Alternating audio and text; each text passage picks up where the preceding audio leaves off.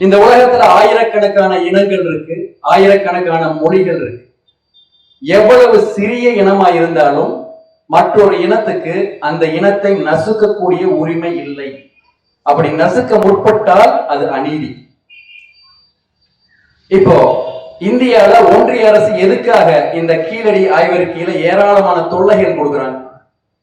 அவங்களுடைய ஆரிய இனத்தின் மொழியையும் பண்பாட்டையும் கலாச்சாரத்தையும் நம்ம மேல திணிக்கிறதுக்கு இது இடையூறா இருக்கும் நினைக்கிறாங்க. இங்க இருக்கிற தமிழர்கள் தனக்கு ஒரு தொன்மை இருக்குது, தனக்கு ஒரு வரலாறு இருக்குது அப்படிங்கிறத தெரிஞ்சுக்கிட்டான்னா மற்ற மொழி இன கலாச்சார திணிப்பை அவன் ஏத்துக்க மாட்டான்னு பயப்படுறாங்க. அதனாலதான் அவங்க இதைய வெளியிடுறதுக்கு ஏராளமான இடையூறு செய்யறாங்க. இது அயோக்கியத்தனம், இது அநீதி. இந்த அயோக்கியத்தனத்தையும் அநீதியையும் எதிர்க்கிறதுக்கு நம்ம தமிழரா தான் இருக்கணும்னு அவசியம் இல்லை. ஒரு மனிதன் நேயரா இருந்தா போதும், சக மனிதன் மேல அன்பு இருந்தாலே போதும். இந்த அநீதியை நம்ம எதிர்க்க